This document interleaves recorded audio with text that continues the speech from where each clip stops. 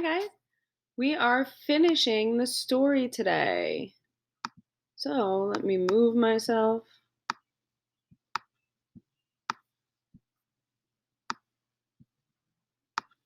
Here we go.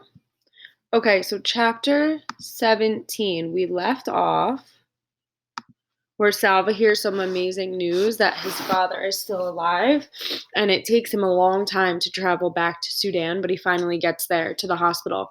So let's see what happens. But we start with Naya first, so we know that Naya and the men have been building, and she's not sure of what. Southern Sudan, 2009. What do you think we are building here? Naya's father asked, smiling. A house, Naya guessed, or a barn? Her father shook his head. Something better, he said. A school. Naya's eyes widened. The nearest school was half a day's walk from her home. Naya knew this because Depp had wanted to go there, but it was too far. A school? She echoed. Yes, he replied. With the well here, no one will have to go to the pond anymore, so all the children will be able to go to school. Naya stared at her father. Her mouth opened, but no words came out. When at last she was able to speak, it was only in a whisper. All the children, Papa? The girls too? Her father's smile grew broader. Yes, Naya, girls too, he said. Now go and fetch water for us. And he returned to his work, scything the long grass. Naya went back and picked up the plastic can. She felt as if she were flying. Simile. School, she would learn to read and write. Sudan and Rochester, New York, 2003 to 2007. Salva stood at the foot of one of the beds in the crowded clinic. Hello, he said. Hello, the patient replied politely. I have come to visit you, Salva said. To visit me, the man frowned. But who are you? You are Mawin Dut Arik, aren't you? Yes, that is my name. Salva smiled, his insides trembling. Even though his father looked older now, Salva had recognized him right away. But it was as if his eyes needed help from his ears. He needed to hear his father's words to believe he was real. I am your son. I am Salva. The man looked at Salva and shook his head. No, he said, it is not possible. Yes, Salva said, it's me, father. He moved to the side of the bed. Maui and Dut reached out and touched the arms of this tall stranger beside him. Salva, he whispered, can it really be you? Salva waited. Maui and Dut stared for a long time. Then he cried out, Salva, my son, my son. His body shaking with sobs of joy, he reached up to hug Salva tightly. It had been almost 19 years since they had last seen each other. Maui and Dut sprinkled water on his son's head, the Dinka way of blessing someone who was lost and found again. Everyone was sure you were dead, he said. The village wanted to kill a cow for you. That was how Salva's people mourned the death of a loved one. I would not let them, his father said. I never gave up hope that you were still alive somewhere. And my mother? Salva asked, barely daring to hope. His father smiled. She is back in the village. Salva wanted to laugh and cry at the same time. I must see her. But his father shook his head. There is still war near Lune Arik, my son. If you went there, both sides would try to force you to fight with them. You must not go. There was so much more to talk about. His father told Salva that his sisters were with his mother, but of his three brothers, only Ring had survived the war. Arik, the oldest, and Kual, the youngest, were both dead. Little Kual. Salva closed his eyes for a few moments, trying to picture his brothers through a haze of time and grief. He learned more about his father's illness. Years of drinking contaminated water had left Maui and Dut's entire digestive system riddled with guinea worms. Sick and weak, he had walked almost 300 miles to come to this clinic and was barely alive by the time he finally arrived. Salva and his father had several days together, but all too soon it was time for Salva to return to America. His father would be leaving the clinic shortly as well. The surgery he had undergone had been successful, and he would soon be strong enough to make the long walk home. I will come to the village, Salva promised, as soon as it is safe. We will be there waiting for you, his father promised in turn. Salva pressed his face tightly to his father's as they hugged goodbye, their tears flowing and blending together. On the plane back to the United States, Salva replayed in his mind every moment of his visit with his father. He felt again the coolness on his brow when his father had sprinkled the water blessing on him. And an idea came to him, an idea of what he might be able to do to help the people of Sudan. Could he do it? It would take so much work. Perhaps it would be too difficult, but how would he know unless he tried? Back in Rochester, Salva began working on his idea. There were, it seemed, a million problems to be solved. He needed a lot of help. Chris and Louise gave him many suggestions. Scott, a friend of theirs, was an expert in setting up projects like the one Salva had in mind. He and Salva worked together for hours and days, which grew into weeks and months. Along the way, Salva met other people who wanted to help. He was grateful to all of them, but even with their help, it was much more work than he imagined. Salva had to raise money for the project, and there was only one way to do this. He would have to talk to people and ask them to give money. The first time Salva spoke in front of an audience was in a school cafeteria. About 100 people had come to hear him. There was a microphone at the front of the room. Salva's knees were shaking as he walked to the mic. He knew that his English was still not very good. What if he made mistakes in pronunciation? What if the audience could not understand him? But he had to do it. If he didn't talk about the project, no one would learn about it. No one would donate money, and he would never be able to make it work. Salva spoke into the microphone. Hello, he said.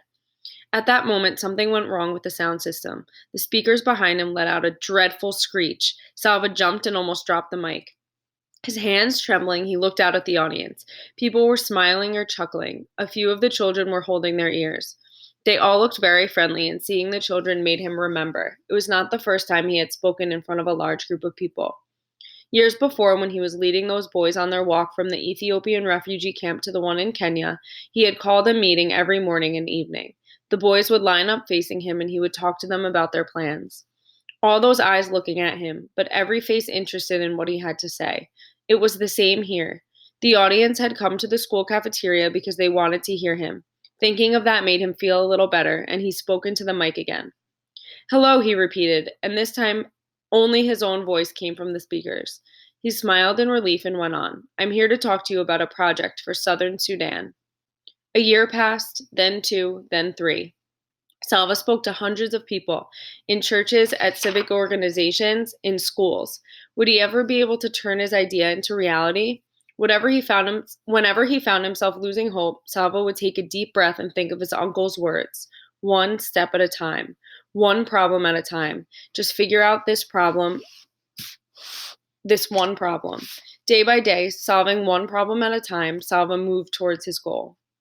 Chapter 18, Southern Sudan, 2009. Naya waited her turn in line. She was holding a plastic bottle. The well was finally finished. The gravel had been put down to make a foundation, the pump had been installed, and the cement had been poured and left to dry. But before the pump was used for the first time, the villagers all gathered around. The leader of the workers brought out a big sign made of blue canvas. The canvas had writing on it. The writing was in English, but the leader spoke to Naya's uncle, and Uncle told everyone what the sign said. In honor of Elm Street School, Uncle said, this is the name of a school in America. The students at the school raised the money for this well to be dug. Uncle held up one end of the sign. The workers' leader held up the other end. Everyone else stood around it, and one of the workers took their picture. The picture would be sent to the American school so that the students there could see the well and the people who were now using it. Then the villagers all got in line to wait their turn for water from the new well. When Naya reached the head of the line, she smiled shyly at her uncle, who paused in his work for a moment to smile back at her. Then he began moving the pump handle, up and down, up and down. A stream of water flowed from the mouth of the pump. Naya held her bottle underneath the pump mouth. The bottle filled up quickly. She stepped aside to let the next person fill a bottle. Then she drank. The water was delicious. It wasn't warm or muddy like the water from the pond. It was cool and clear. Naya stopped drinking and held up the bottle so she could look at it.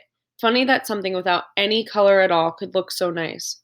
She drank a few more sips, then glanced around. Everyone had a bottle or a cup. They were drinking that lovely water, or waiting in line for more, or talking and laughing. It was a celebration. An old granddad, standing not far from Naya, shook his head. An old granddad, standing not far from Naya, shook his head. In a loud voice he said, this is where we used to gather for our bonfire celebrations. I have been sitting on this ground my whole life. In all those years I never knew what I was sitting on top of this good water. Everyone around him laughed. Naya laughed too. In a few more days, the school would be finished. Naya and Depp and Akira would all go to school, along with the other children. Next year, there would be a marketplace where the villagers could sell and buy vegetables and chickens and other goods. There was even talk of a clinic someday, a medical clinic, so they wouldn't have to walk so far to get help as they had when Akira was ill. It was the well that was bringing the village all these good things. But the well was not for their use alone. People would come from miles to fetch the good, clean water. Naya knew from listening to the grown-ups that the crew leader had made many arrangements concerning the well.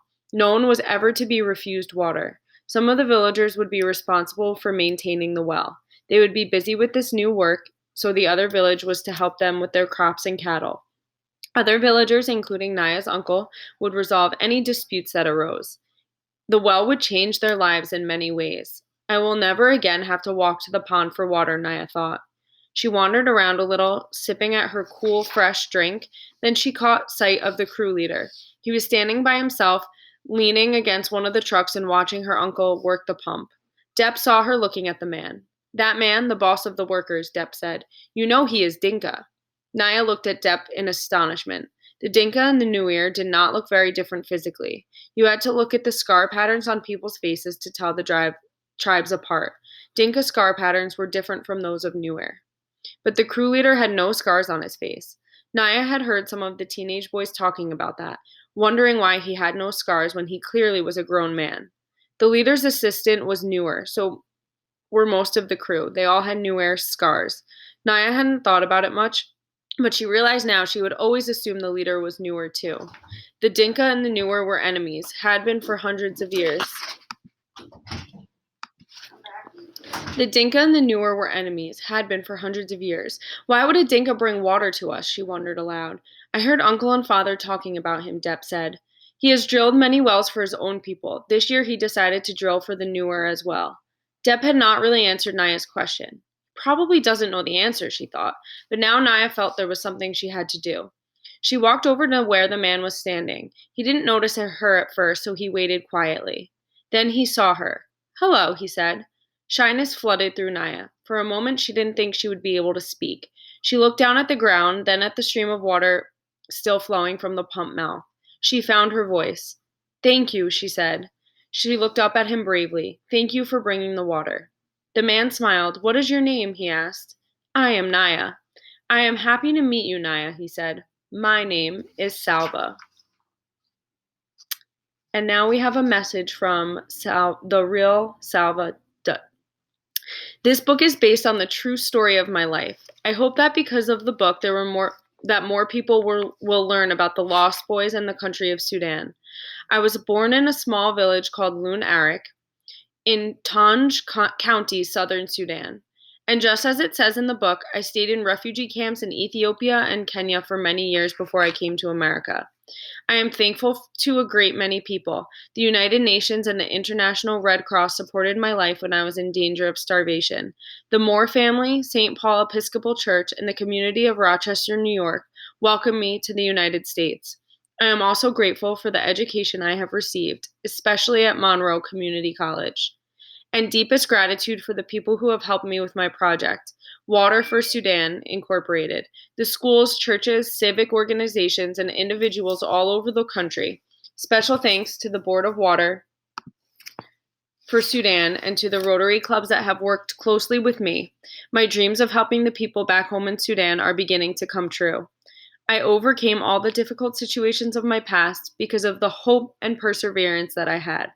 I would have not made it without these two things. To young people, I would like to say, stay calm when things are hard or not going right with you. You will get through it when you persevere instead of quitting. Quitting leads to much less happiness in life than perseverance and hope. Salva Dutt, Rochester, New York, 2010. What a great ending to the book. Go respond. I'm looking forward to hearing from you.